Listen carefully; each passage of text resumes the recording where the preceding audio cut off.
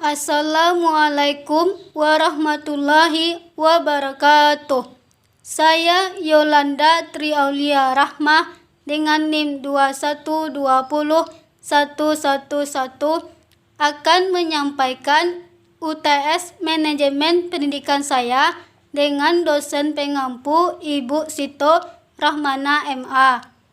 Soal yang pertama yaitu, jika saya diangkat menjadi kepala dinas pendidikan di daerah saya, tugas pertama yang harus dikerjakan adalah menyusun rencana strategis pengembangan pendidikan menjadi tanggung jawab dinas selama jabatan saya. Jelas langkah strategis yang akan saya lakukan dalam membuat visi, misi, tujuan, strategi, program pendidikan dan sasaran pendidikan, yaitu visi. Terwujudnya sumber daya manusia cerdas, berkarakter, berbudaya, dan berdaya saing. 1. Terwujudnya sumber daya manusia yang cerdas, artinya Dinas Pendidikan ingin mewujudkan sumber daya manusia yang handal dan berkompeten di segala bidang. 2. Berkarakter, artinya sumber daya manusia yang tercipta mempunyai karakter berbudi luhur yang menjunjung tinggi budi pekerti dan norma agama. 3. Berbudaya, artinya sumber daya manusia yang terbentuk memahami dan mengamalkan budaya sesuai kearifan lokal sebagai ciri khas Kabupaten Padang Pariaman dengan keramah tamahan dan nilai kultur tradisional lainnya yang berlaku.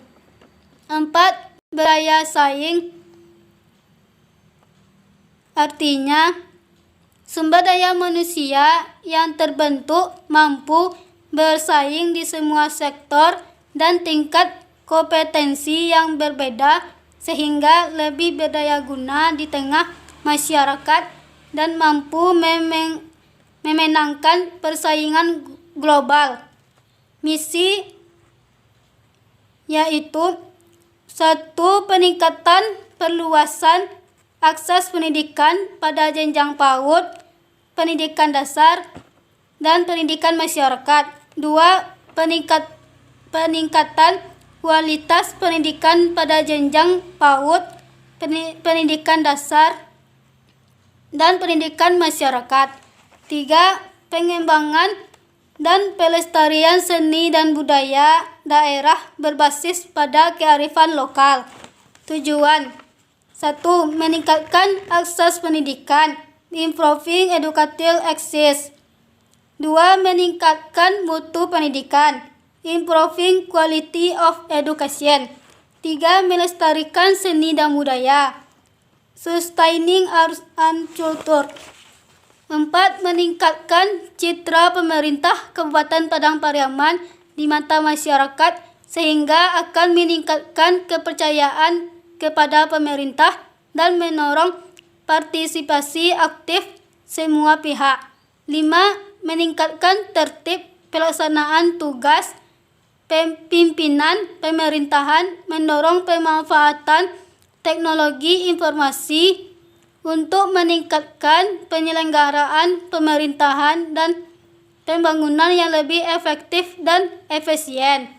Sasaran: 1. Pemerataan akses pendidikan. 2. Peningkatan mutu pendidik dan tenaga kependidikan. 3. Peningkatan mutu peserta didik. 4. Peningkatan mutu sarana prasarana pendidikan.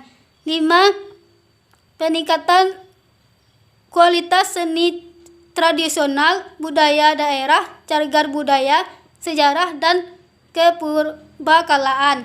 6.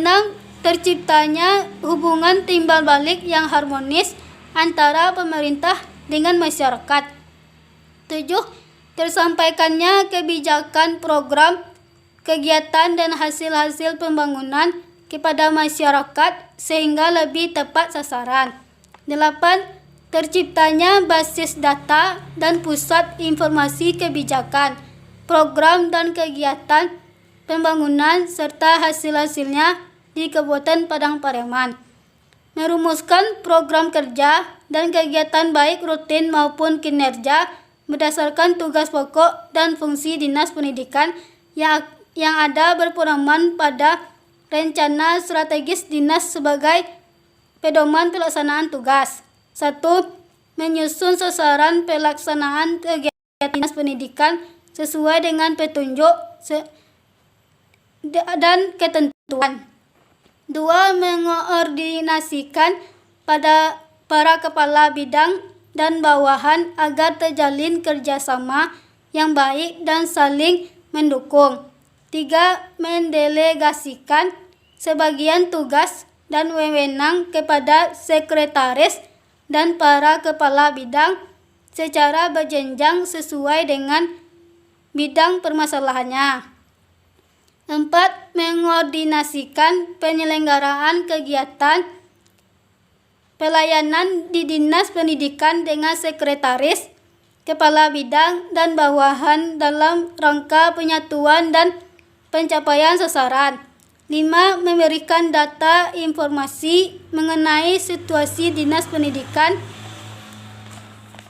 serta memberikan saran dan pertimbangan kepada Bupati atau Wakil Bupati dan Sekretaris Daerah sebagai bahan dalam mengambil keputusan. 6. Peningkatan kinerja pegawai, disiplin, memelihara dan mengupayakan disiplin, meningkatkan dedikasi, loyalitas, dan kejujuran dalam lingkungan dinas. 7. Menjalin kerjasama dengan satuan kerja perangkat dan instansi vertikal untuk kepentingan dinas dalam kelancaran pelaksanaan tugas. 8. Mengendalikan pengelolaan keuangan dan ketatausahaan serta perlengkapan dinas. 9. Membina, memfasilitas, mengevaluasi, dan mengarahkan serta pelaporan pelaksanaan kegiatan di bidang pendidikan. 10. Mengatur, membina, mengendalikan unit pelaksana teknis UPT dinas untuk mencapai sasaran tugas serta memberikan pembinaan dan bimbingan terhadap kelompok jabatan fungsional sesuai dengan ketentuan. 11. Mengawasi dan mengendalikan pelaksanaan kegiatan dinas agar kegiatan berjalan dengan baik sesuai dengan rencana dan ketentuan. 12. Memantau serta mengevaluasi. Jawaban nomor 2 yaitu praktek pendidikan di sekolah harus memberikan porsi seimbang antara pengajaran untuk mencerdaskan potensi pikir intelektual peserta didik dengan pendidikan moral atau karakter untuk mengembangkan keimanan, ketakwaan, dan akhlak mulia. Untuk ini, maka model pembelajaran dan model evaluasi pada lembaga persekolahan harus dirubah. Di pendidikan moral atau karakter harus mendapat porsi yang seimbang dalam tataran proses pembelajaran maupun evaluasi.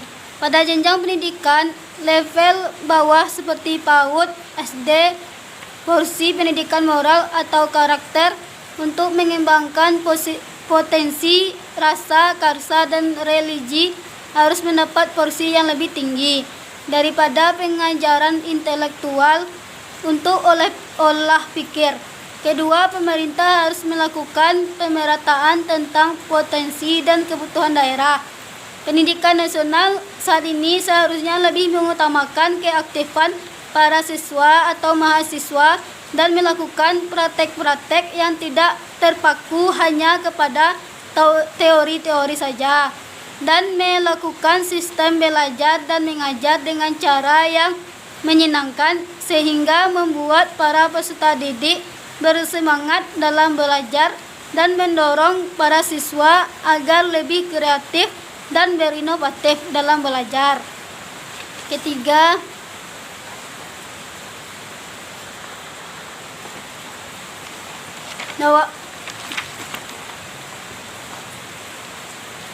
agar membuat peserta didiknya hebat dan tangguh, para guru seharusnya melakukan pelatihan-pelatihan yang bermutu dan melakukan diskusi dengan guru-guru lainnya. Bagaimana cara mendorong peserta didik menjadi yang kuat dan tangguh, dan membuat cara belajar yang menyenangkan dengan kemandirian peserta didik. Di sini juga para guru harus berpikir inovatif dan kreatif dalam mengajar. Nomor 4 yaitu agar meningkatkan sumber daya manusia di perguruan tinggi dan menghasilkan generasi bangsa adalah para pengajar dan mahasiswa harus bekerja sama dengan baik dalam mewujudkannya. Seperti di pihak dosen harus mendorong mahasiswa untuk berpikir kritis dan bermoral, serta pendidikan kemasyarakatan dengan menggunakan pendekatan teori dan praktik langsung ke masyarakat, sehingga mahasiswa dapat belajar dari masyarakat. Di pihak mahasiswa seharusnya berpikir kritis dan mendekatkan diri pada masyarakat dan belajar berpikir dan berinovasi terus-menerus. Dalam meningkatkan mutu pendidikan sudah sepantasnya menjadi tanggung jawab bagi semua pihak. Untuk itu kita tidak usah menyalahkan sesuatu pihak dalam rendahnya mutu pendidikan di Indonesia ini. Tetapi bagaimana kita bisa berusaha bersama-sama dan bekerja sama dalam meningkatkan mutu pendidikan di Indonesia. Pendidikan merupakan hal yang sangat penting bagi kehidupan dan kemajuan suatu negara. Untuk itu, peran perguruan tinggi sebagai sebuah institusi sangatlah menentukan dan melahirkan generasi-generasi bangsa yang mandiri, cerdas, kompetitif, dan produktif. Sehingga dalam melaksanakan pendidikan di perguruan tinggi haruslah memiliki dosen-dosen yang kompeten, mahasiswa yang berkualitas, serta memiliki sarana dan prasarana yang memadai. Sehingga dengan adanya kriteria tersebut, diharapkan dari perguruan tinggi terbentuklah generasi bangsa berpendidikan yang mempunyai sumber daya manusia dan orang tua keinginan untuk mendapat pelayanan yang baik dengan hasil lulusan yang berkualitas, berbudi luhur, terampil, dan bertanggung jawab. Nomor 6, komunitas memerlukan lingkungan kerja yang sejuk, nyaman, dan kondusif untuk pengembangan diri. 7, pendidik dan tenaga kependidikan membutuhkan kesejahteraan yang baik, jaminan kesehatan dan keselamatan. 8, investor mengharapkan reputasi lembaga pendidikan yang baik. 9, institusi lain membutuhkan tenaga jasa kerja yang bersaing dan siap pakai. Jawaban nomor 6 dengan judul Jurnal Ilmiah Universitas Batanghari Jambi Oktober 2020. Memahami konsep dasar manajemen peserta didik. Gagasan utama ilmiah jurnal ini yaitu metode yang digunakan dalam penelitian ini adalah metode library research, yakni penelitian kepustakaan. Sebagaimana pendapat Nazir tahun 2003, bahwa studi kepustakaan adalah teknik pengumpulan data dengan mengadakan studi penelaahan terhadap buku-buku, literatur, catatan, dan laporan-laporan yang ada hubungannya dengan masalah yang dipecahkan. Dalam hal ini memperdalam, mengkaji, dan menelaah literatur yang berkaitan dengan manajemen pendidikan peserta didik, kemudian lakukan analisis mendalam dan selanjutnya disusun dalam bentuk ilmiah, yaitu karakteristik terbentuknya dari jurnal ini. Karakteristiknya dari jurnal yang berjudul Manajemen Pendidikan ini adalah menonjolkan atau membahas mengenai masalah yang berkaitan manajemen mendidik dan implikasinya pada masa sekarang cukup baik. Walau beberapa lembaga pendidikan menerapkan manajemen pendidikan. Baiklah, hanya itu yang dapat saya sampaikan. Saya akhirkan wabillahi taufik wal hidayah. Wassalamualaikum warahmatullahi wabarakatuh.